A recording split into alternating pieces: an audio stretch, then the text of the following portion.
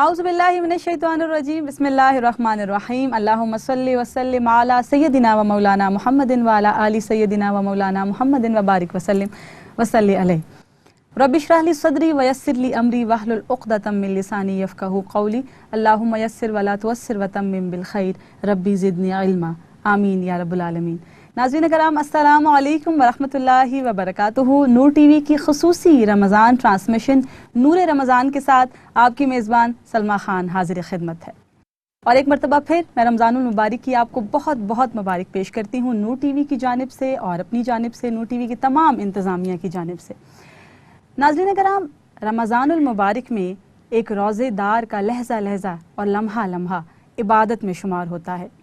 روزے دار کا سونا بھی عبادت، اس کا جاگنا بھی عبادت، اس کا چلنا پھرنا اور اٹھنا بیٹھنا بھی عبادت، یہاں تک کہ اس کا سانس لینا بھی عبادت میں شمار ہوتا ہے۔ اور روزے دار جب سحری کے لیے جاگتا ہے تو فرشتہ اسے مبارکباد دیتا ہے اور اسے کہتا ہے کہ تجھ پر سلامتی ہو اور تجھ پر رحمت ہو کہ تو اللہ کی رضا اور خوشنودی کے لیے جاگا ہے۔